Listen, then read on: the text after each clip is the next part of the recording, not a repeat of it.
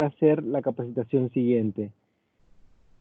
Les voy a explicar rápidamente cuál era nuestro plan, para que ustedes entiendan un poquito cómo funcionan nuestros procesos y vean una imagen más completa de lo que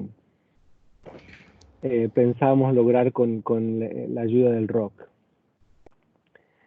No sé si algunos de ustedes conocen a Aníbal Cristeche. Él es nuestro representante de Family Search que se encarga de relaciones institucionales para el área Sudamérica Sur. Él, digamos, es el que se encarga de visitar archivos y de lograr acuerdos con esos archivos para poder digitalizar imágenes de los registros genealógicos que estos archivos tienen. Una vez que Aníbal logra firmar un contrato con estos archivos, a mí me llega un pedido para que yo pueda generar un proyecto para la captura de estas imágenes.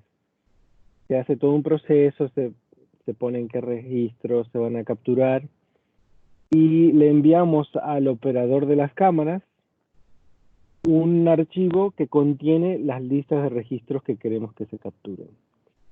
A esto le llamamos field orders o órdenes de campo, digamos, un pedido al campo. El campo sería, aquí en Salt Lake nos llamamos cuarteles generales, digamos, headquarters, y el campo sería todo lo que está fuera de Salt Lake. Entonces mandamos al campo un pedido de qué registros queremos que se capturen. Y eso es lo que se encarga Oscar. Oscar es el supervisor él es un operador y además es supervisor de operadores. Entonces ellos reciben esta orden y empiezan a capturar. Al capturar los registros genealógicos, digamos cada volumen, cada libro, un libro de bautismos o un libro de nacimientos del registro civil, el operador debe ingresar, además de tomar las fotos, debe ingresar unos datos que identifican o describen ese volumen que están capturando. Por ejemplo, debería decir nacimientos de 1809 o digamos de 1909 a 1910. Deben poner cuál es la localidad que cubren los registros de este libro. Por ejemplo, digamos, nosotros, Curisucuatía. Y ponen todo, Curisucuatía, creo que están en Corrientes, ¿verdad? Curisucuatía, Corrientes, Argentina. Y ponen toda esa información. A esos datos les llamamos nosotros metadatos, además de otros datos que vienen que se refieren a las imágenes. Cómo se capturaron, con qué definición, en qué modo de captura. Bueno, todos esos metadatos se guardan junto con la imagen, que cuando terminan de capturar cierta cantidad, los operadores nos envían en un disco rígido. Y aquí en Salt Lake se importan esas imágenes a nuestros servidores, se guardan en varios centros de datos en partes de Estados Unidos y en la bóveda, y esas son las imágenes que después de procesadas los miembros o los no miembros pueden acceder por medio de Family Search. ¿Por qué les explico todo esto? Porque todos somos humanos. Aníbal se puede equivocar al ingresar la información, yo me puedo equivocar al hacer mi proceso, el operador se puede equivocar al ingresar los metadatos. Estas capacitaciones nos ayudan a que todos nosotros hagamos nuestro trabajo de la mejor manera posible, pero de todas formas somos humanos y podemos cometer errores. Entonces, para evitar que nuestros usuarios vean información con errores en nuestra página, tenemos algunos procesos de control de calidad que a veces funcionan y otras veces funcionan un poco menos. En esto es en lo que nuestro rock, los misioneros del rock, nos pueden ayudar. Uno de los procesos que nosotros queríamos enseñarles a hacer era hacer las auditorías de metadatos. O sea, que ustedes revisen las carpetas, o sea, las carpetas digitales, de lo que antes les llamamos los rollos de microfilm, que envían nuestros operadores del campo, de Argentina, Uruguay, Paraguay y Chile, y que nos y que si detectan algún error en los metadatos, lo corrijan. Esa sería una de las tareas.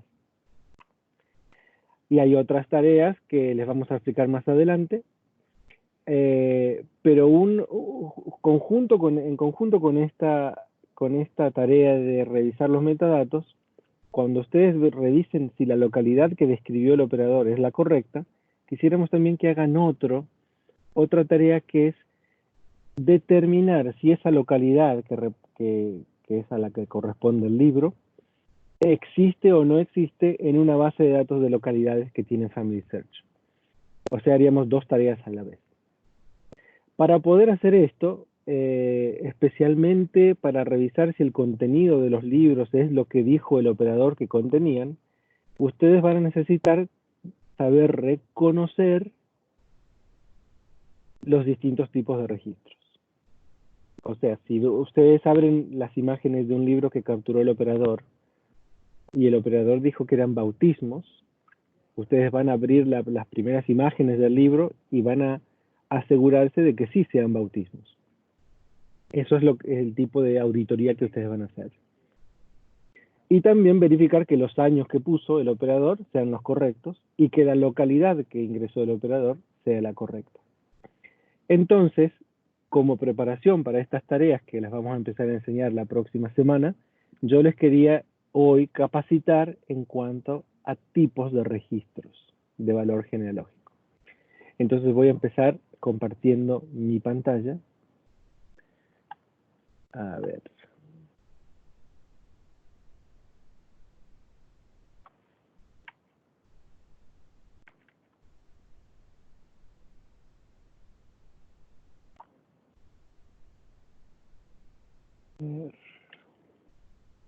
Pantalla 2. Muy bien. ¿Están viendo? ¿Pueden ver mi presentación? Sí, sí, ya se ve. Perfecto. Bueno, Karina Morales es una chica, colega mía que trabaja aquí en Salt Lake. Juntos hicimos una presentación de estas a nuestros negociadores o representantes de relaciones institucionales como Aníbal. Les hicimos esta presentación hace unos meses atrás para asegurarnos de que todos estuviéramos con el mismo conocimiento. Entonces yo usé esta presentación y la cambié un poquito para ustedes. ¿Cuáles son los registros principales que Family Search intenta adquirir o capturar en los distintos países para ayudar a nuestros miembros? Los registros parroquiales y diocesanos. Y yo me voy a referir específicamente a los registros de valor genealógico en Latinoamérica, España, Portugal, digamos Iberoamérica. No a los de otras partes del mundo que pueden variar. Los registros parroquiales y los diocesanos, el registro civil, registros migratorios, y esos serían, digamos, los que pueden ser los más principales. Los censos también son importantes, pero hay pocos censos que hayan sobrevivido hasta nuestra época. Argentina y México son los únicos dos países en Latinoamérica que tienen censos federales o censos nacionales que hayan sobrevivido. Argentina de 1869 y 1895 y México de 1930. Hay algunos otros censos que son censos de poblaciones más pequeñas, que muchos de ellos les llamamos padrones de habitantes, que son censos más coloniales o más... hay algunos censos como el censo de la provincia de Santa Fe de 1897, que todavía no lo tenemos, que sí existen, que han sobrevivido, pero que no hemos podido capturar todavía. Y en todo esto que yo les explico, si ustedes conocen de algún tipo de registro que sepan que Family Search no tiene, les sugiero que se lo comuniquen a Saúl y él nos envíe a mí y a Aníbal esa información para ver si podemos enfocarnos en conseguir esos registros. Aquí ustedes ven una tabla de fechas para los registros que Family Search tiene en su colección. Generalmente los registros parroquiales empiezan a mediados de 1500 y siguen hasta la fecha. el registro civil a mediados de 1800 o en algunos casos al final de 1700. En los censos existen desde más o menos mediados de 1500 y siguen hoy en día, pero no, los de hoy en día nosotros no los capturamos porque son demasiado recientes. Registros migratorios, registros notariales, registros de nobleza, registros militares, registros de cementerios. Los cementerios uno pensaría que existen de hace mucho tiempo, pero en realidad los cementerios públicos son una institución bastante nueva, de aproximadamente principios de 1800. Y registros de la Inquisición. Estos son tipos de registros, no vamos a hablar de todos ellos, nos vamos a enfocar en los principales.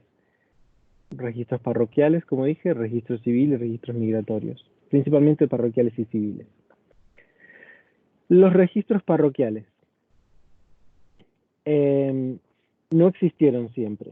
Si bien la Iglesia Católica es una iglesia bastante antigua, existe a partir de más o menos del año 400 después de Cristo, no creaba registros desde esa época. Entonces les voy a contar por qué. ¿Por qué empezaron a crear registros? Y todo esto, si bien no se aplica, yo les voy a explicar muchas cosas que no tienen que ver con sus tareas, pero que les va a ayudar a ustedes a ser mejores, tener una comprensión más general de estas cosas. Aproximadamente en el año 1540, 1560, hubo un concilio, un consejo, una reunión grande de todos los obispos de Europa. Esta reunión fue llamada por el emperador Carlos V. Carlos V era un descendiente de los reyes católicos y como descendiente de ellos tomó sobre sí el rol de protector y defensor de la Iglesia Católica. Era uno de los monarcas católicos, como lo fueron Isabel y Fernando. Y en esta época en la que él vivía, apareció un señor que se llamaba Martín Lutero. Martín Lutero era un monje católico que empezó a ver algunas cosas que no le gustaban en la Iglesia Católica y entonces decidió esforzarse por reformarla, porque se hagan cambios para mejorar esas cosas que él veía que no estaban bien. Bueno, no le gustó mucho a la Iglesia Católica y al emperador Carlos V y lo excomulgaron y lo persiguieron. Y en esa época la Inquisición realmente mataba a esta gente, los quemaba. No sé cómo se salvó Martín Lutero. Pero ¿qué pasó? ¿Qué pasó como resultado de esta lucha entre Martín Lutero, o sea, entre este esfuerzo por reformar la Iglesia Católica y la Iglesia Católica misma? ¿Qué pasó? Se separó Martín Lutero, se creó una nueva iglesia, que hoy en día le llamamos la Iglesia Luterana, y muchos otros siguieron el ejemplo de Martín Lutero y crearon sus otras iglesias, Calvino y otros, y hubo varias iglesias que surgieron en esta época. Y por este motivo, debido a que ya no había una sola iglesia, ya no existía solo la Iglesia Católica, a partir de este concilio, del concilio de Trento, que tuvo lugar en el norte de lo que hoy es el norte de Italia, hubo una contrarreforma. O sea, Martín hizo la reforma y la contrarreforma fue hacer cosas para, digamos, responder a estos esfuerzos de Martín Lutero. Uno de ellos fue el concilio de Trento. Y como resultado del concilio, que recuerden, esto no era como una conferencia general que se reunía en 2 días y se iban. Se reunieron, charlaron, no se pusieron de acuerdo, volvieron a sus países. Imagínense viajar por un mes en carreta desde el norte de Alemania hasta el norte de Italia, y se iban y volvían, se iban y volvían, y al final de todo este concilio surgieron muchos cambios de doctrina y los sacramentos y los registros. Como parte de esto, se volvió obligatorio registrar los bautismos y los matrimonios, que antes no era necesario. Pero ahora sí, ellos querían saber quiénes eran católicos y quiénes no lo eran. Porque entre partes de estas cosas, para poder casarse, un católico tenía que casarse con otro católico, entonces tenía que haber evidencia de que fueran católicos. Entonces, a partir de este Concilio de Trento surgió el registro, o sea, la inscripción de los registros de bautismos y matrimonios. Vamos entonces a hablar de los distintos sacramentos de la Iglesia Católica, porque estos son los que dan origen a algunos de los registros que nosotros capturamos.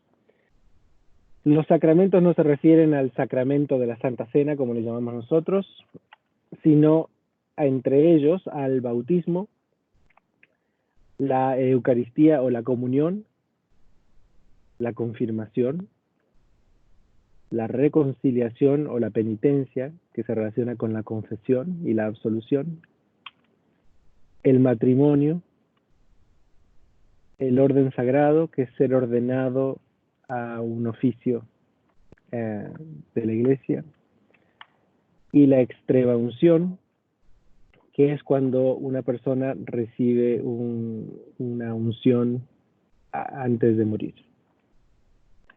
Estos 7 sacramentos existen en la Iglesia Católica. Nosotros realmente no, algunos crean registros y otros no.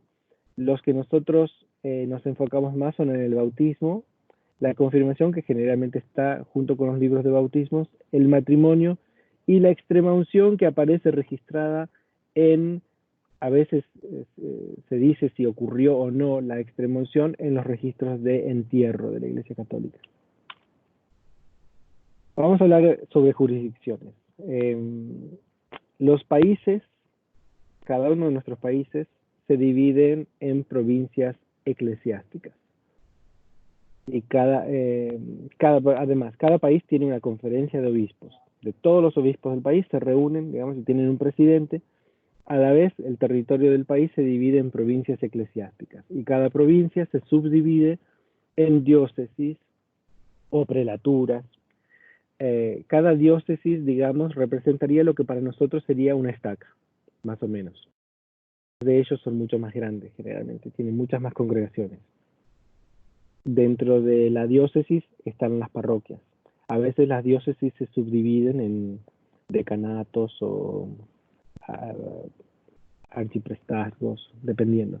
¿Por qué les explico todo esto? Porque ustedes van a ver que hay diferentes, nuestros contratos son con diócesis, o con arquidiócesis, o con prelaturas. Y en los registros a veces ustedes van a leer de la diócesis de tal, o de la arquidiócesis de tal, o de la prelatura de tal, o el arciprestazgo de tal. Entonces quiero que entiendan un poquito el vocabulario. Ustedes van a ver que algunas de las diócesis se llaman arquidiócesis. Generalmente son la diócesis más antigua de esa zona, y es una diócesis normal, pero se le da un rango un poquito más superior, un estatus superior, y al obispo de esa diócesis se le llama arzobispo. Y digamos que es la diócesis más importante de esa provincia, y todas las diócesis de la provincia les llamamos sufragáneas a la arquidiócesis. Entonces, un arzobispo goza de un estatus superior al de los simples obispos. Generalmente están al frente de una diócesis particularmente importante, ya sea por su tamaño, su relevancia histórica o por ambas, que se llama arquidiócesis o archidiócesis. Y el arzobispo no tiene por fuerza mayor poder que un obispo, sin embargo están a cargo de diócesis más prestigiosas. Espero que esto les haya ayudado. Vamos a empezar entonces. Esto era más o menos prepararlos para lo que vamos a empezar a hablar de los registros. Vamos a hablar de los bautismos. El bautismo es un registro, todos los niños en la Iglesia Católica deben bautizarse lo antes posible, porque el morir sin bautismo era algo grave, y debería hacerse lo antes posible, después de nacer. Este es un ejemplo de un bautismo de muy linda letra, es de España, y aquí se ven varias partes: notas marginales, la fecha del bautismo, una frase de la autoridad para oficiar, dice yo, el infrascripto, cura y beneficiado. Bauticé, esa es la frase ceremonial. Y después la información del nacimiento de la persona. Aquí un niño que nació en tal fecha. Y le puso por nombre tal, que es hijo legítimo de tal y tal. A veces dan los lugares de nacimiento de los padres. A veces el bautismo da los abuelos, abuelos paternos, abuelos maternos, de dónde son o de dónde son nacidos o dónde residen. Y los padrinos. Y por último, la fecha de certificación, que es donde dice, yo sé que es verdad y por eso lo firmo, o por ser verdad lo firmo, o doy fe, alguna frase por el estilo. Este formato es algo que lo manda el Concilio de Trento, y entonces muchas veces ustedes van a ver que los bautismos se desvían de este formato. A veces son mucho más cortitos, a veces son mucho más largos. Si la persona que era bautizada era un conde, van a ver la letra hermosa que tiene, y más largo, y más títulos, y más adornado. Y si es un pobre campesino, menos.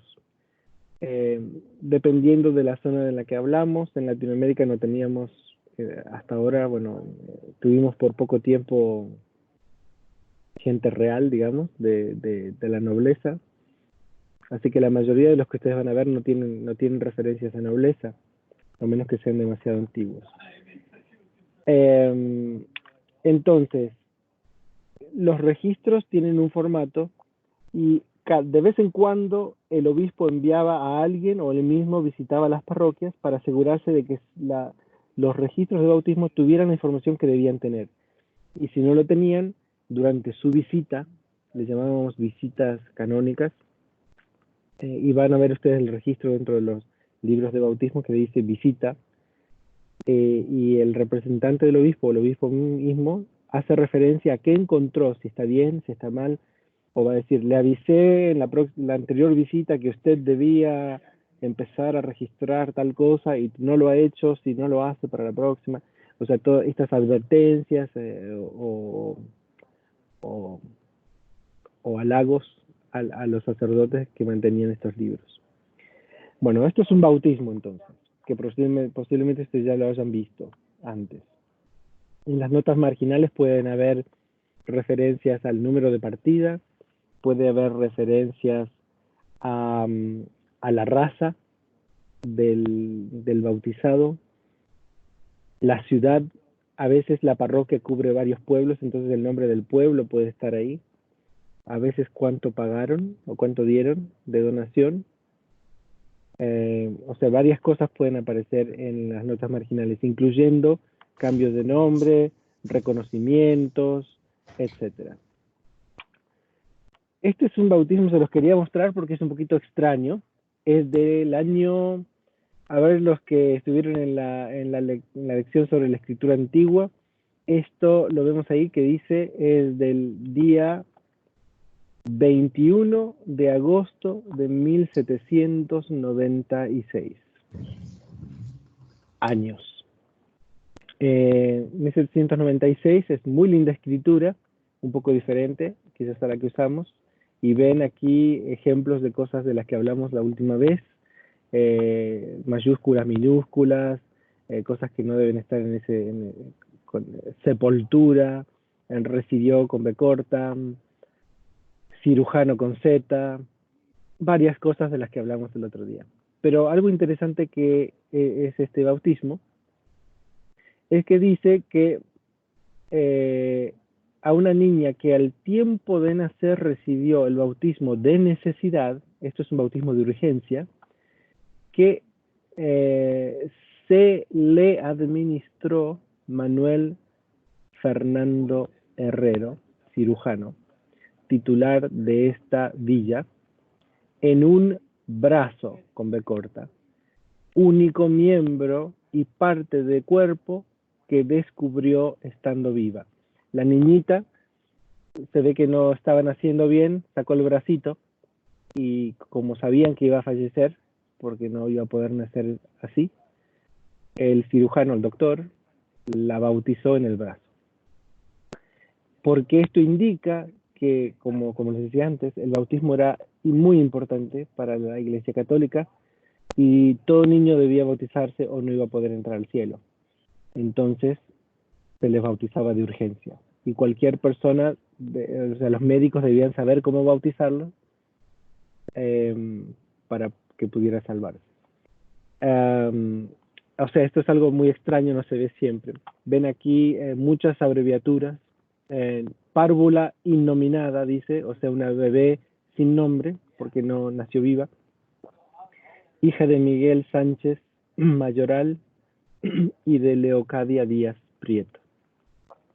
Sánchez, aquí vemos la abreviatura de Sánchez, como les mostré la otra vez, SHZ, con una línea de abreviatura encima. Muy bien. ¿Algunas preguntas hasta ahora?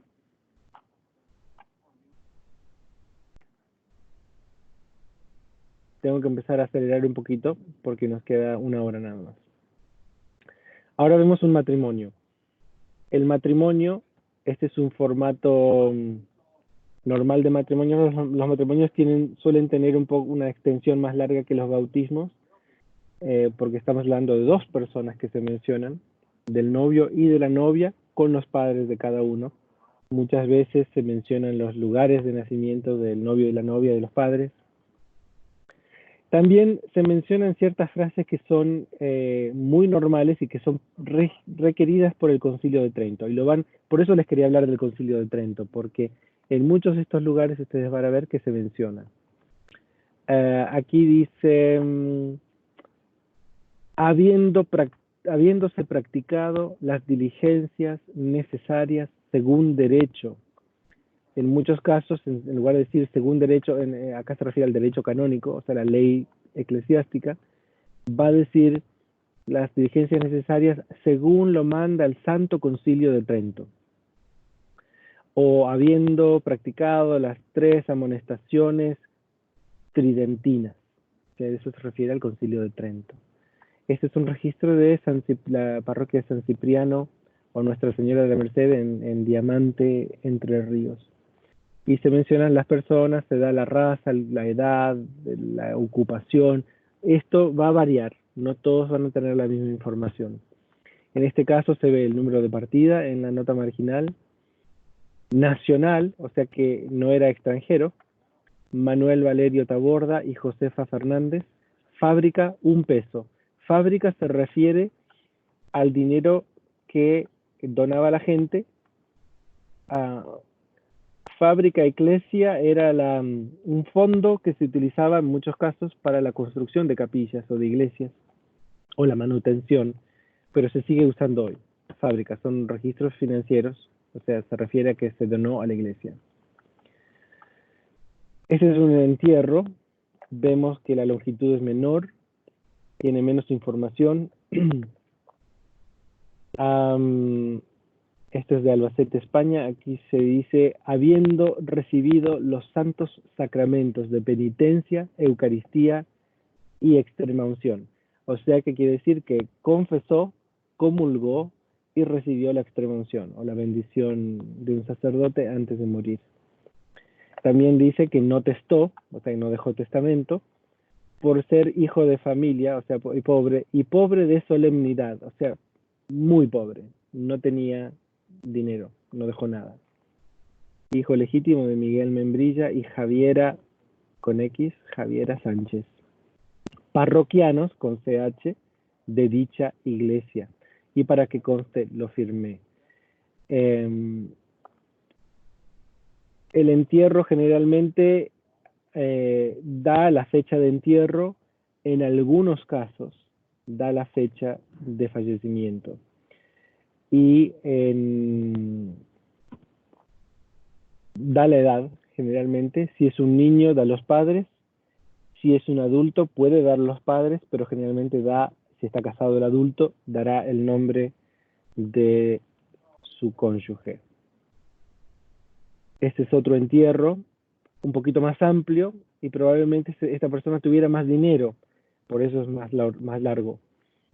Se los voy a leer rápidamente. En la villa del Mirón, a 18 de septiembre, año de 1806, habiendo recibido los santos sacramentos de penitencia, Eucaristía y extrema unción, murió Isabel Hernández, viuda en primeras nupcias de Tomás Díaz, naturales, abreviado, NRALS con una línea de abreviatura, y vecinos, BOS, del lugar de Nava,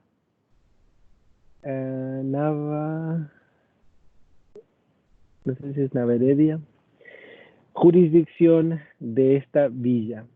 Y en segundas nupcias, o sea, viuda en primeras nupcias de Tomás Díaz, y en segundas nupcias de José Moreta, vecino de ella. Testó ante juez Bar Jacoba, escribano, SSNO, es una abreviatura de escribano, escribano numerario de ella, en 13 días de este mes y año. ¿Por qué es importante esta información? Porque van a encontrar un testamento en los protocolos notariales del escribano Bar Jacoba. En esa fecha, hasta les da la fecha ahí incluso, en el que mandó por su ánima, o sea, por su alma, los sufragios siguientes. Esta persona en su testamento pidió que se hicieran ciertas cosas después de su muerte. Primeramente, misa de entierro con oficio. ¿Qué más? Novenario de misas y de indulgencias, con otra de misa de cabo de año. 20, ahí dice ítem, 28 misas por cargos y su ánima, una misa por sus padres y una por cada uno de sus difuntos maridos.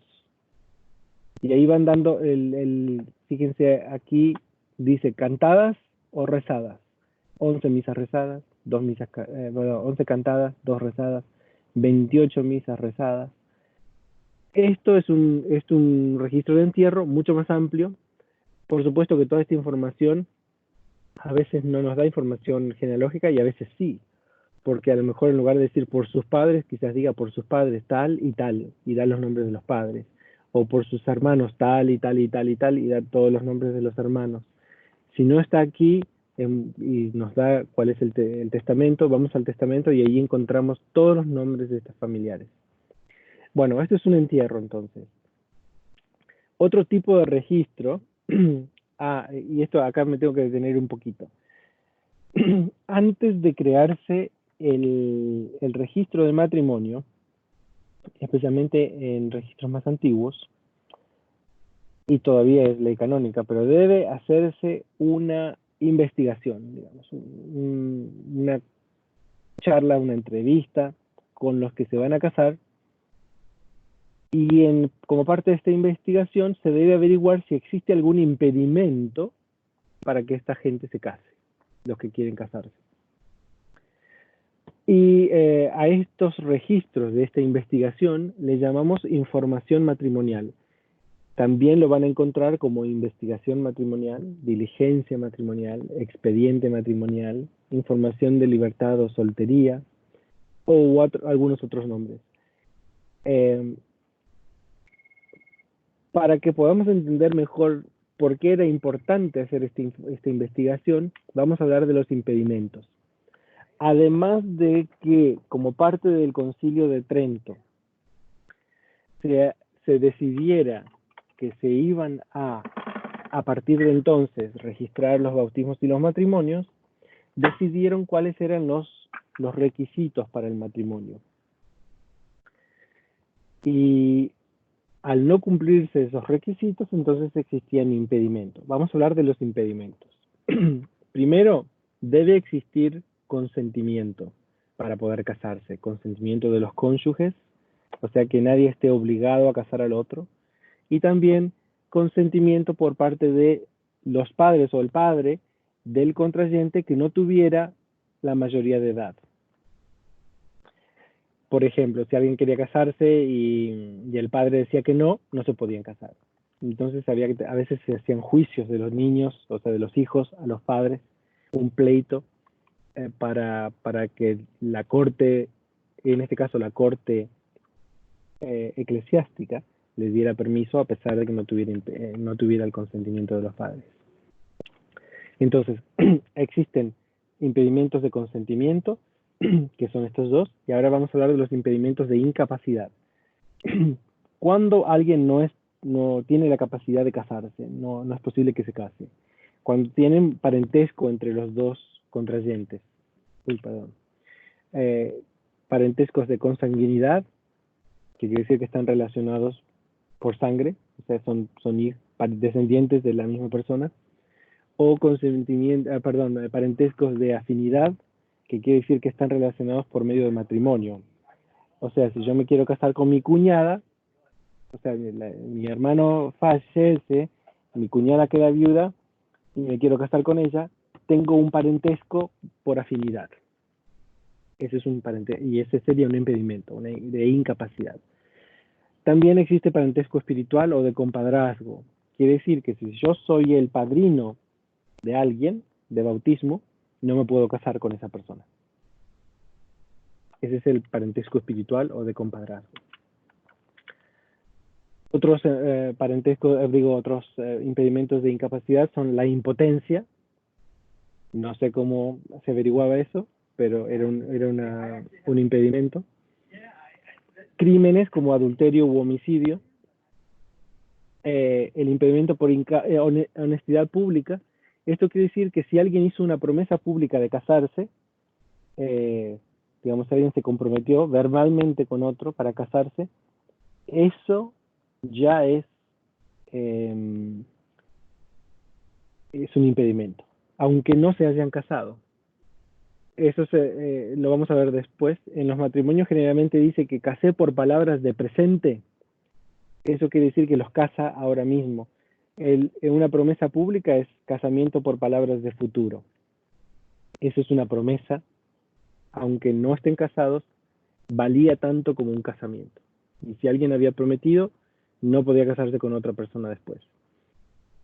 Voto anterior de castidad. Si alguien había tenido un voto de castidad, no podía casarse. O si había sido ordenado al sacerdocio, o si tenía otra esposa viviente. Todos estos son los impedimentos de incapacidad y de consentimiento. Entonces, cuando se hacía la investigación antes de un matrimonio, se debía explorar todo esto, de que no hubiera ninguno de estos impedimentos. Pero, ¿qué pasaba? Perdón, hay otros más. Que no se hayan leído las amonestaciones. Ustedes saben que antes de casarse debía leerse por lo menos en 3 misas, en días distintos, el anuncio de matrimonio para que cualquier persona que se opusiese pudiera dar su oposición. Esto era para poder ayudar a determinar si el contrayente había hecho una promesa anterior de matrimonio o si alguien sabía que ya estaba casado con alguien más, porque pasaba a veces que alguien se quería casar con otro y tenía otra esposa en 2 pueblos más arriba. No estar aún en la pubertad, o sea, no haber pasado por la pubertad. Esto parece muy extraño para nosotros, pero en las épocas antiguas la gente se casaba a veces muy jovencita, muy niños los casaban. No ser católico o clandestinidad. Cuando alguien era, digamos, secuestrado, a veces pasaba que se llevaban a alguien de la casa, generalmente pasaba con las niñas, las secuestraban y se iban y se casaban en otro pueblo. Bueno, entonces ese es un impedimento, el no tener consentimientos, haber secuestrado, o sea, eso se llama clandestinidad. Para subsanar los impedimentos canónicos al matrimonio, se requería que un agente autorizado de la Iglesia, usualmente el obispo, otorgara un permiso especial o dispensa apostólica. O sea, como parte de la investigación, se determinó, no, ustedes son primos terceros. Están relacionados por consanguinidad. No se pueden casar. O sea, eso durante la investigación se determina eso. O sea, se descubre un impedimento pero siguen queriendo casarse. Entonces, se le pide, se solicita al obispo de esa diócesis a la que pertenece la parroquia donde quieren casarse, que les autorice a casarse. Eso se llama dispensa apostólica o dispensa matrimonial. Las dispensas generalmente, especialmente más antiguamente, estaban escritas en latín y mencionan cuál es el impedimento y mencionan que el sacerdote autoriza a que se casen. En este caso ustedes ven aquí que dice Disciplina Sacramentorum ad quinquennium, el 12, se ha dispensado el impedimento de consanguinidad en tercer grado igual de la línea colateral con la que se hallan ligados los señores Moisés García Martelo y Aide García, vecinos de la parroquia de Ceretá, para que válida y lícitamente puedan contraer matrimonio in facie ecclesiae. Esto quiere decir frente a la congregación, en la cara de la iglesia o de la asamblea. Y les asigna una penitencia por querer casarse a pesar del impedimento, que en este caso es la obligación de rezar el rosario siquiera 2 veces cada semana por espacio de 6 meses y de confesar y comulgar por lo menos 2 veces durante el primer año de su casamiento. Esa es la penitencia que le dieron para poder recibir esta dispensa. Si ustedes se acordarán, hay dispensas muy famosas en las que dispensa sería un permiso de alguien autorizado para hacer algo que no es legal, digamos.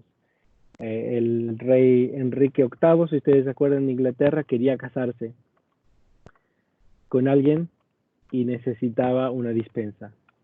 Y el Papa no se la dio. Entonces él se separó de la iglesia y creó su propia iglesia, la iglesia anglicana. Como parte de las dispensas, estos son documentos importantes. Cuando hay un matrimonio que diga que hubo una dispensa, que hubo algún impedimento y una dispensa, intenten buscar la dispensa porque en ella pueden llegar a encontrar, si son dispensas de parentesco, van a encontrar un árbol o algún diagrama en el que se mencione cómo están relacionadas estas personas. Estos son los dos contrayentes que están aquí arriba.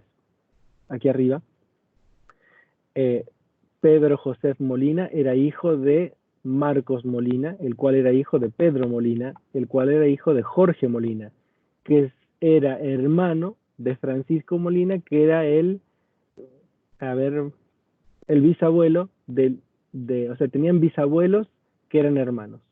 Por eso están unidos por parentesco y necesitan una dispensa. Este es otro. En este caso, fíjense que ellos eran primos. O sea, las madres de los dos eran hermanas. Y entonces, aquí dice que el parentesco de segundo grado igual de consanguinidad. El segundo grado porque es primer grado, segundo grado. Y necesitaban una dispensa. Y esas cosas, en la Iglesia Católica, el autorizado era el Papa, o por eso se llama dispensa apostólica, o un representante de él, que son los obispos en cada una de las diócesis. ¿Alguna pregunta hasta ahora? Ya estamos por terminar los registros católicos. ¿No? Muy bien. Además de bautismos, matrimonios y defunciones, entierros, sí nos interesan las informaciones matrimoniales, como lo vimos, y las dispensas matrimoniales.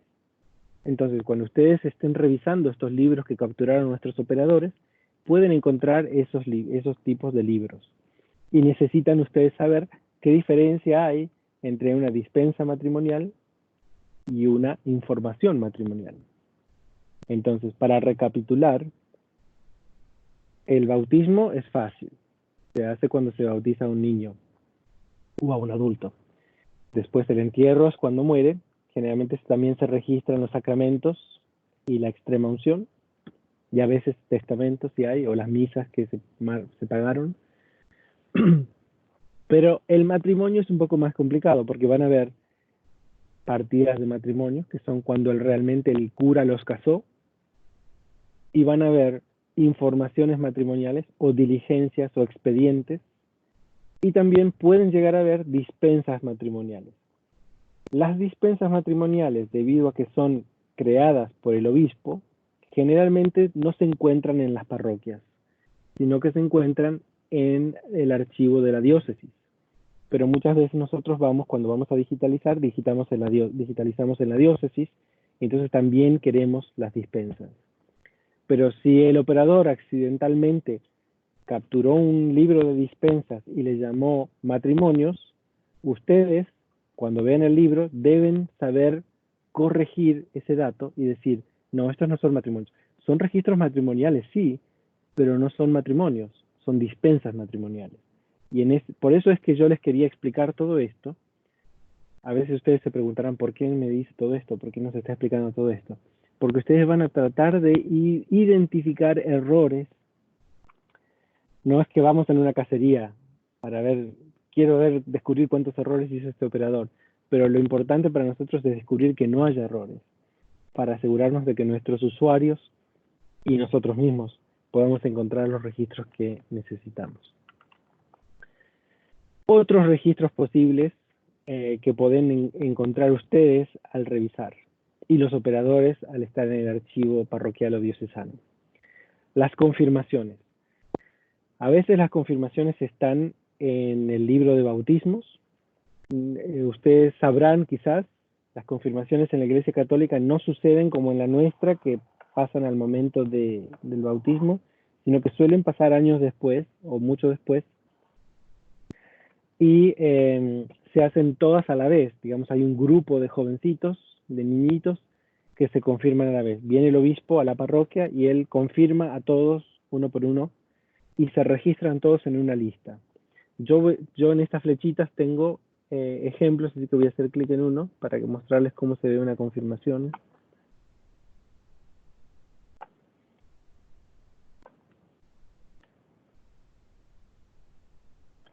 Este es un libro de confirmación que está publicado en Family Search. Dice en la tapa confirmaciones. No se dejen guiar por la tapa porque a veces puede tener mala información. Deben revisar la tapa y también las hojas dentro del libro. Aquí se ve una lista y estas personas fueron confirmadas en enero de 1954. La primera, Álvaro Gaspar, de 3 años, parece que era hijo legítimo, y no sé qué dice aquí. Y estos, a ver si son Rubén Román. Me imagino que se refieren... Ah, sí, son... Bueno, aquí hay un error, por ejemplo. Creo que este es el padre. Y Elías Ganens o Ganeus o Ganem, no sé, bien. Y la madre seguramente está en la página siguiente. Sí, aquí está Catalina. No sé qué letra es esa. De Ganem o Ganeus. Y Rafael Jair, que probablemente sea el padrino. ¿Por qué cometió un error el operador en este caso?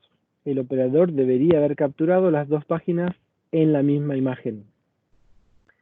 Porque ahora se rompe la continuidad del texto que debe leerse de izquierda a derecha. Este registro está mal capturado. Entonces, lamentablemente no podemos hacer nada porque ya está capturado. Probablemente no estemos en el archivo otra vez o todavía. Y aquí vemos las edades de los niños. Este es un registro de confirmaciones. Voy a cerrar aquí. Expedientes para inscripciones tardías. Cuando un bautismo no se registró cuando debía registrarse, es posible que pueda registrarse posteriormente, pero debe ofrecerse evidencia de que es verdad, o sea, que sí se bautizó. Y a estos les llamamos expedientes para inscripciones tardías de bautismos o de matrimonios o de funciones. A ver.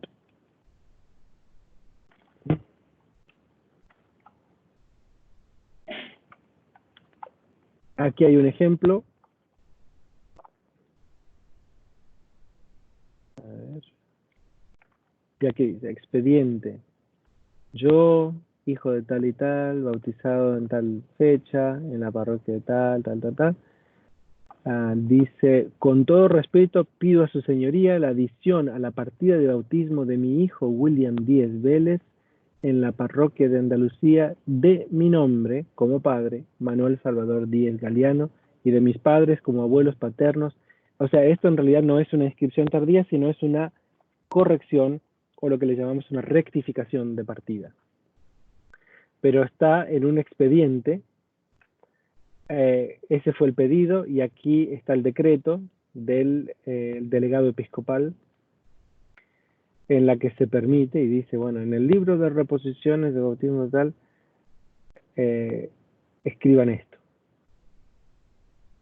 A veces, aquí está, el libro de bautismos, esta era la partida original, por eso le llamamos expedientes, porque es más de un documento, hay varios documentos.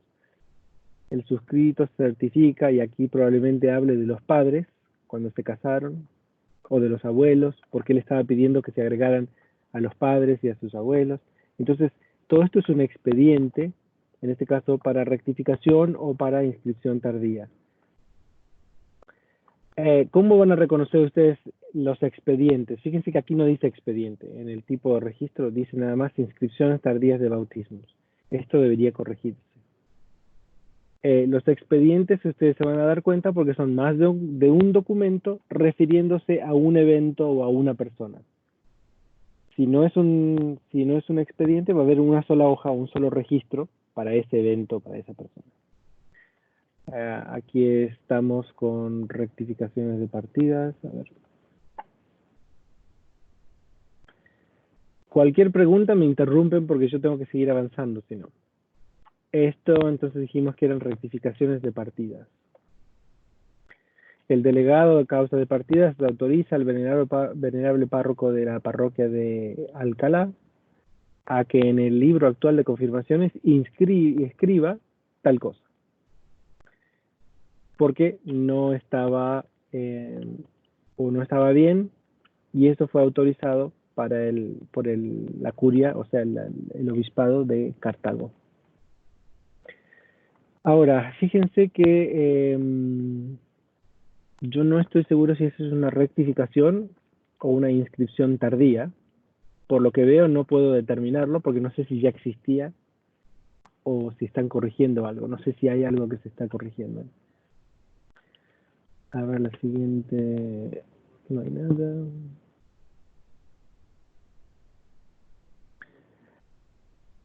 Y por el hecho de que haya más de un documento, a estos les llamaríamos expedientes. Entonces, si fueran realmente estos, serían expedientes para la rectificación de partidas. Si es un solo documento, son rectificaciones de partidas. Que en realidad, una rectificación de partidas sería un registro donde dice, en tal libro tal, debe inscribirse tal cosa, rectificación, y se hace la rectificación. Bueno, seguimos con la otra. Los índices, me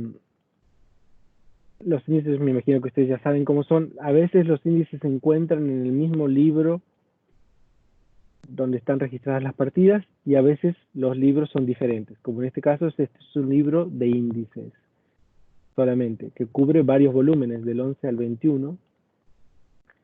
Y en el índice se ve que dice, este es el índice del libro 11, letra A, de los años 87 al 91. Y están todos los bautizados. Y fíjense que en este caso es la letra A, pero es la letra A del nombre de pila. no del apellido. Y eso es muy importante determinarlo. Quizás ustedes se puedan, según como esté descrito el libro, la letra A debe estar como parte de los metadatos, si están separados, como parte de los metadatos que ingresa el operador. Si este libro solo va de la letra A a la I, debe decir eso. Si el libro cubre todas las letras, no debemos decir de la A a la Z porque ya se sabe. Si no ponemos nada, se sabe que es un índice total. Pero si no cubre el índice todo, entonces sí ponemos las letras que cubren. Censo parroquial. Las parroquias también crean censos. No tanto hoy en día, pero más en la antigüedad. Los censos pueden tener otros nombres. A veces se llaman, como este que está acá, estado de ánimas, de almas, matrículas, censos parroquiales, padrón parroquial. En este caso, aquí dice padrón general para el cumplimiento de iglesia se hizo este año de 1779 con separación de castas y estados. Castas serían las razas, digamos. Y se menciona a todos los miembros de la parroquia. Y aquí donde dice CC significa confesó y comulgó. Por eso se les llama también el estado de las almas, porque para ellos representaba en qué estado está esta alma. Se confesó, comulgó este año, era obligación hacerlo por lo menos una vez al año. Muy bien, entonces este es un censo parroquial, o un padrón parroquial, o una matrícula. A veces, como dice, se le llama estado de las almas. Lo van a ver también en italiano, y todo esto se aplica a otros países de religión católica, como por ejemplo en italiano se llama stato delle anime, o status animorum en latín. En este caso tenemos aquí, ¿qué fue lo que abrí? De testamentos. Liber Testamentorum, libro de testamentos. Índice, y a ver, ¿quién me dice de qué país es esto? Bueno, de qué país, no, de qué región. Índice dels noms i cognoms dels difunts que esos testaments se troben registrats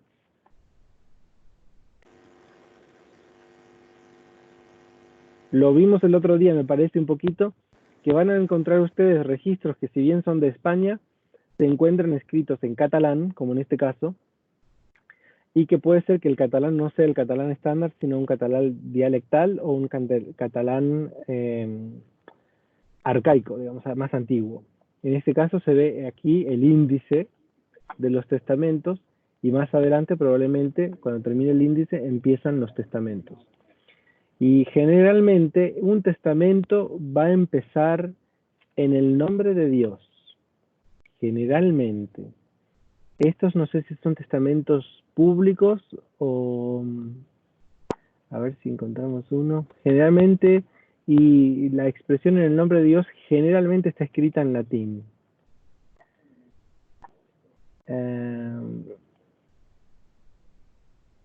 Fíjense que está todo en latín. Testamentum, no lo veo, pero generalmente dice in nomine Dei, in Dei nomine. Parece que es bastante largo. Pero bueno, esto es un testamento. Lo importante es que ustedes confirmen de que lo sean.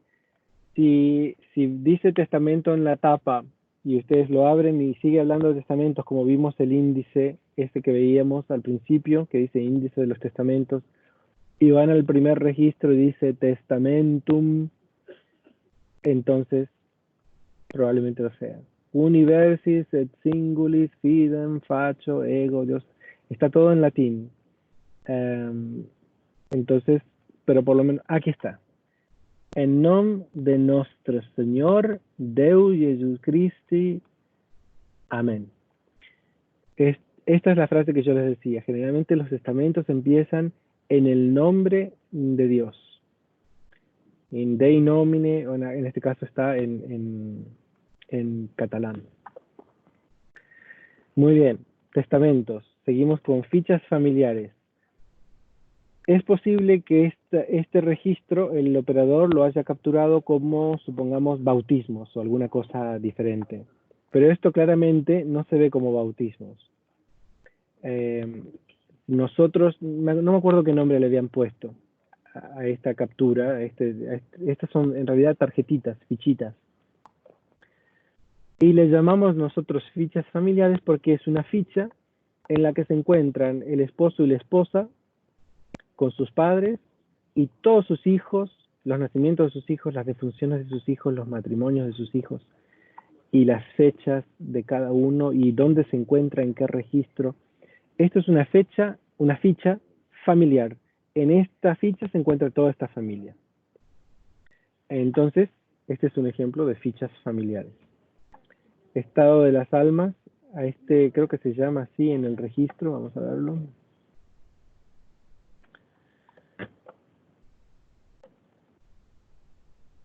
Otra cosita que les voy a mencionar, estos son de Gerona, España.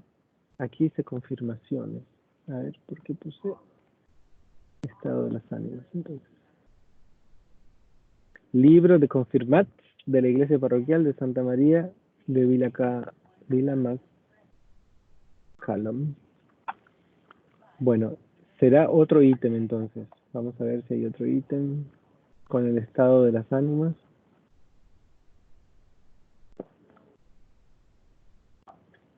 No sé de dónde saqué que este era un ejemplo de estado de las ánimas. Ah, quizás sea, a ver. Sí, probablemente sea otro ítem. Yo no me olvidé de copiar el ítem. Pero bueno, todo esto ustedes lo pueden encontrar yendo al catálogo mismo. Supongamos, yo voy al catálogo de Family Search. Aquí en palabras clave pongo estado, alma. Y me aparece aquí todas las entradas del catálogo que coincidan con lo que yo estoy pidiendo. Aquí hay, por ejemplo, estado de almas. Voy aquí, es el ítem 5. Entonces hay que... Voy a hacerlo más chiquito para ir más rápido.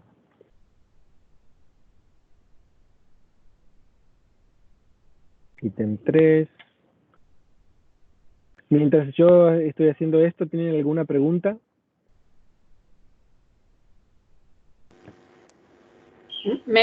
¿Puedo? Me encanta todo esto porque para la indexación es bárbaro.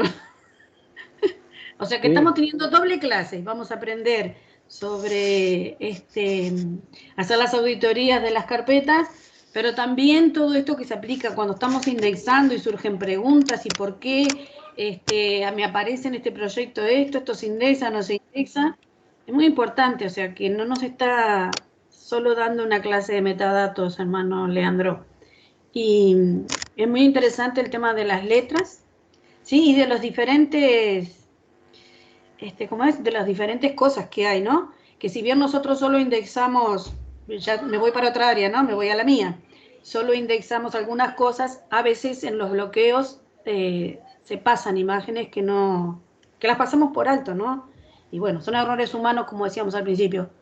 Pero a mí me parece que la clase anterior y esta no solo se aplica para lo que vamos a hacer en el ROC, sino también para que como indexadores y revisores tengamos un campo mucho más amplio, ¿no? Abre nuestra Sí. mente, nuestro entendimiento, así que muchísimas gracias. De nada, en realidad esto se aplica para, van a ser ustedes mejores miembros de iglesia, nuestra responsabilidad de hacer nuestra historia familiar, todo esto les va a servir a ustedes en su propia historia familiar y también para ayudar a otros a hacerlo bien. Como dicen las escrituras, que nuestro libro sea digno de toda aceptación y no que hagamos cosas al tuntún o lo más fácil posible o pongamos aproximadamente esto, aquello, sino que tratemos de hacerlo lo mejor posible. Siempre y cuando tengamos los recursos, que es esto, estos son nuestros recursos. Y si los tenemos, debemos usarlos correctamente, aprender de ellos Por eso para mí es importante compartir esto, pero también es importante que ustedes compartan lo que aprendan con otras personas. Bueno, como veíamos en ese ejemplo, era en realidad un padrón parroquial, o sea, por eso yo les decía que el censo parroquial o el padrón se pueden llamar de la misma forma, y dice generalmente padrón general de las almas, o padrón de los parroquianos, o lo que diga. Pero lo importante es que es una lista de los pobladores de esa parroquia y generalmente hace referencia a el estado, digamos, si confesaron, si comulgaron, si asisten a la iglesia. Este es un libro de transcripciones, teóricamente. No lo veo aquí, simplemente dice registros de bautismos. Pero al parecer, este libro es de registros transcriptos. ¿Por qué? Porque estas personas se pueden haber bautizado en esta época, pero los registros de bautismo se transcribieron de un libro a otro. Puede ser que se haya dañado el libro, puede ser que que esté deteriorado y que no quieran seguir usándolo para que no se rompa y se destruya, entonces lo transcriben a otro. Generalmente los libros de transcripciones van a decir aquí, es copia fiel del registro inscrito en el libro de bautismo número 1 de la parroquia de tal, ¿verdad? Que dice en su tenor siguiente, y empiezan y lo copian, ¿no? Tiene como un parrafito que lo preside diciendo que es una transcripción. En este caso no lo tiene. Por eso es importante cuando ustedes revisen que conozcan todo este tipo de cosas. Bueno, nos quedan apenas unos 20 minutos y todavía tenemos que hablar todo lo que es el registro civil. Hay otros registros que no nos interesan, pero se los voy a decir para que ustedes, por si los descubren, ustedes necesitan describirlos correctamente, pero no sé cómo será en el futuro, pero por ahora no tenemos forma de decirle al operador, operador, esto no debería haberse capturado. No es nuestra labor, pero en el futuro quizás lo sea. Por eso les quiero explicar los distintos tipos. Registros de primeras comuniones. A veces existen y a veces no. Generalmente no las capturamos porque generalmente es una lista y no nos da información genealógica útil. Si tuviera el nombre, la edad y los padres, sí. Pero el nombre solo y la fecha en que tomó la primera comunión no nos ayuda. Además de un dato de historia familiar. Pero si bien nos encantaría tener todos los registros de valor de historia familiar, nos enfocamos solo en los que tienen valor genealógico.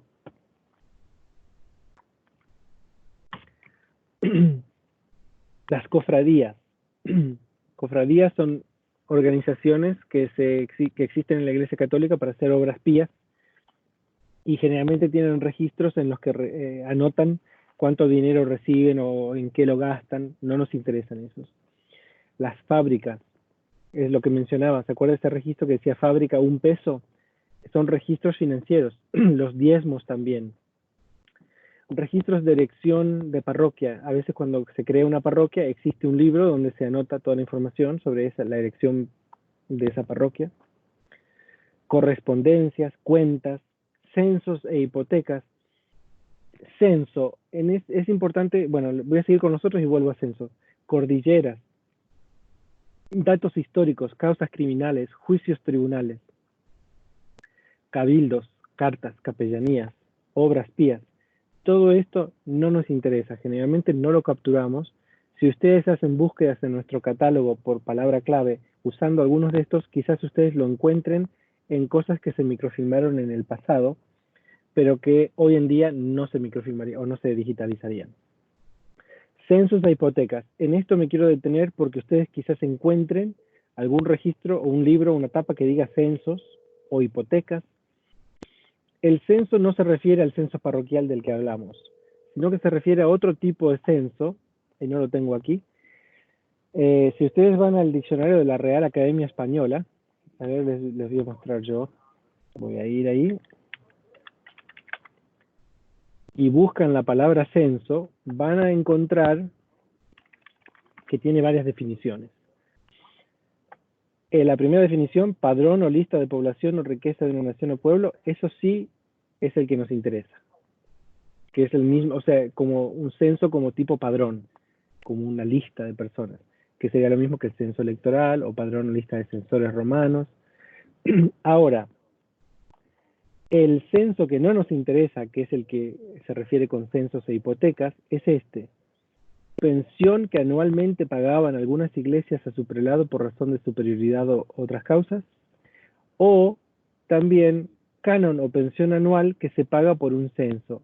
Y esto es lo que se refiere, hay veces que alguien que moría dejaba una propiedad, supongamos, para la iglesia, y la iglesia digamos que como que lo alquilaba a alguien, y esa persona tenía que pagar un censo. Esa pensión anual por alguna cosa. A eso nos referimos con censos e hipotecas. Y esos registros no los queremos. Por eso, si ustedes lo descubren y dice ahí censo, no le pongan censo parroquial, porque en realidad sería censos e hipotecas, que no lo deberían encontrar porque no se capturan, pero bueno, por las dudas. Aquí hay un ejemplo de censos o hipotecas. Títulos y escrituras de las casas que son en la calle de las Capuchinas, antiguamente nombrada la de la Celada, que poseían los herederos del capitán don Matías Marto y al presente el, creo que es una R, será bachiller, don Manuel de Chavarría, paga 105 pesos de censo perpetuo a favor de la obra pía. En este caso, él paga para una obra pía, y esto está registrado en la iglesia. Estos son los registros que generalmente no capturamos. Los otros, que son censos de la población, sí. Y aquí está todo lo que les acabo de mostrar. A ver esto es una práctica para ver si ustedes saben determinar qué es esto. Y si es algo que queremos o no queremos. Comienza el descargo de lo que voy gastando tocantes a la cofradía de número, no sé qué dice ahí, desde el día 2 de septiembre de este año, de 1770, hasta el día, primero doy en descargo 33 pesos que le corresponden, todo esto, ¿qué les parece? Sin tener más información. No nos interesa, ¿no? Pareciera que no, ¿verdad? Porque es solamente información financiera, digamos, dinero. Y esto que se ve aquí es cantidades, números. Sin tener más información. Con más información quizás cambiáramos, pero pareciera que estos son datos de una cofradía. Y entonces las cofradías no nos interesan. A ver en el pueblo de Ilama, el día 13, el excelentísimo, reverendísimo señor doctor don Manuel Francisco Vélez, obispo de esta diócesis de Comayagua, administró solemnemente el sacramento de la confirmación a los siguientes en la iglesia filial de este pueblo. Y aparece la lista de todos los confirmados. Entonces, sí nos interesa porque son confirmaciones. Recuerden que estas confirmaciones pueden aparecer en el libro de bautismos. En cuanto a lo que decía esta hermana antes, las confirmaciones no se indexan porque ustedes van a ver que en los proyectos de indexación solamente hay 3 tipos de evento: bautismo, matrimonio y defunción o entierro, porque las confirmaciones generalmente no tienen fecha para cada registro, sino que aparece la fecha al principio de la lista. Y muchas veces no se puede ver la fecha cuando las listas son muy largas. Y nadie sabe qué evento es porque no lo dicen en todos los registros, sino que lo dicen solamente al principio. Entonces, si ustedes vieran esto, si estuvieran haciendo bloqueo o loteo de registros para indexación, que pueden hacerlo en el futuro, estas confirmaciones deben bloquearse de los libros de bautismos. De todas formas, las imágenes estarían dispuestas para la gente en Family Search. Vamos al registro civil rápidamente. Nos quedan 10 minutos, así que tenemos que ir a velocidad de la luz. El registro civil no siempre existió. Lo mismo que la Iglesia Católica. Los registros tampoco existieron siempre. A partir de 1500, como decíamos, 1560, es cuando se reglamentó el uso de los registros en la Iglesia Católica. En algunos pocos casos, había algunos párrocos inspirados que empezaron a hacer registros antes, a veces 200 años antes, pero en la mayoría de las iglesias no.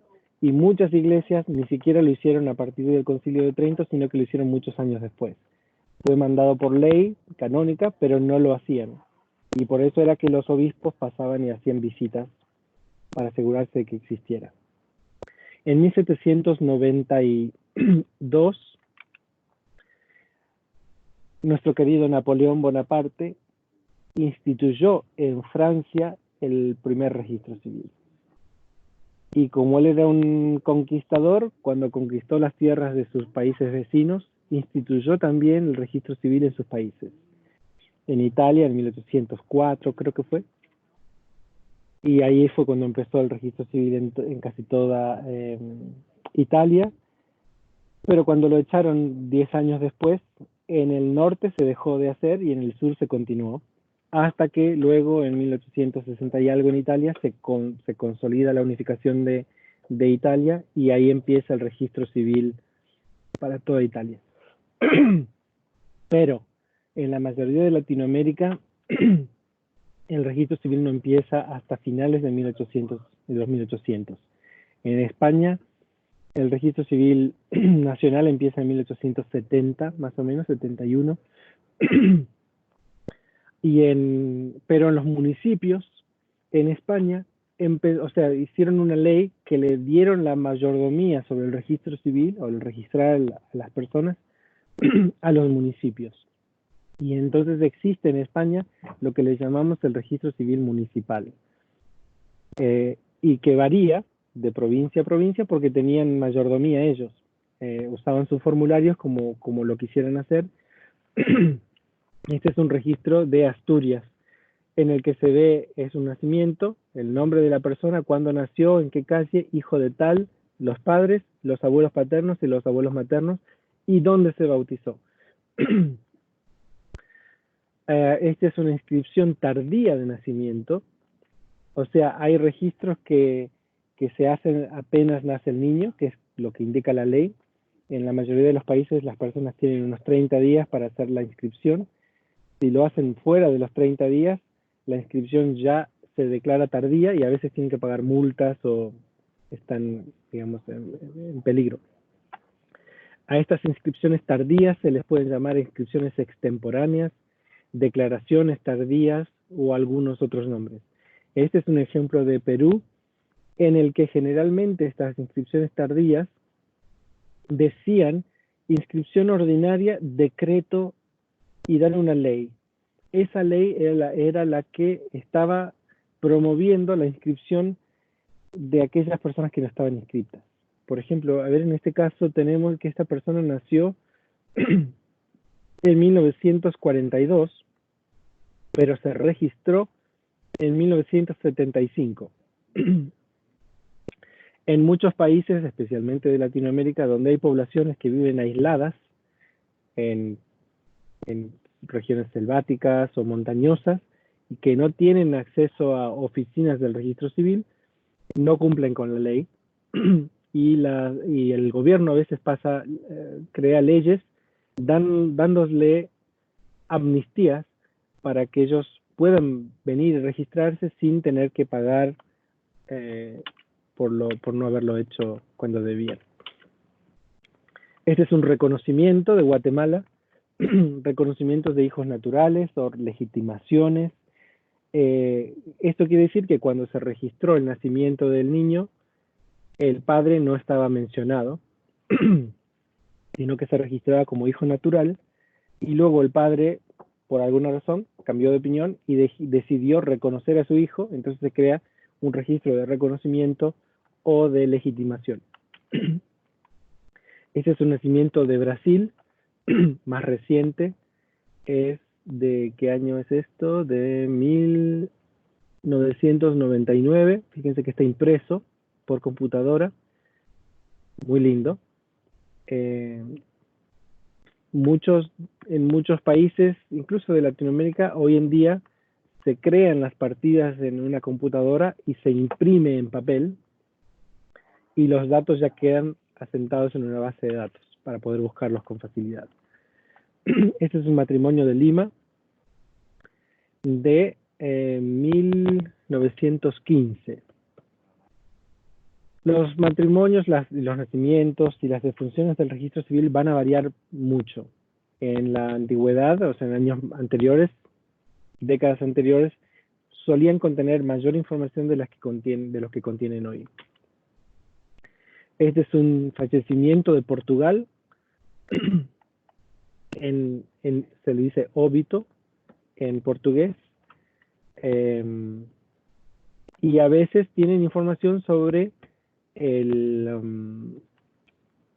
sobre los testamentos o algún otro registro que puede haber quedado, como qué pasa con los hijos que quedan huérfanos y demás. Otros registros posibles del registro civil. No voy a tener tiempo para ir a cada uno de ellos, pero ustedes pueden hacer búsquedas con estas palabras, que los van a ver en la grabación, en nuestro catálogo, y ver. Todo lo que yo hice fue poner un enlace del catálogo aquí en la flechita para poder abrirlo rápido. Pero les voy a explicar un poquito qué son. Uniones de hecho son gente que no quiere casarse, pero que quiere declararse como que están viviendo juntos. Por cuestiones, a veces en algunos países existen por cuestiones legales, porque pueden, creo que en Argentina se le dice unión civil. Lo que hacen es, van ante un oficial del gobierno y dicen, vivimos juntos a partir de esta fecha. Y después, cuando se separan, pueden hacer la disolución de una unión civil o una unión de hecho. Los expedientes matrimoniales generalmente incluyen documentación voy a tomar un poquito de agua, disculpen.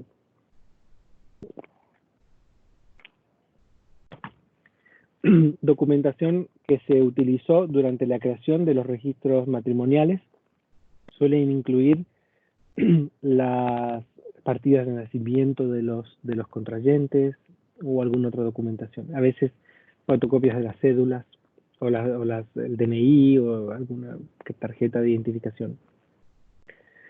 Divorcios, bueno, el divorcio sabemos lo que es un divorcio, adopciones, inscripciones de extranjeros.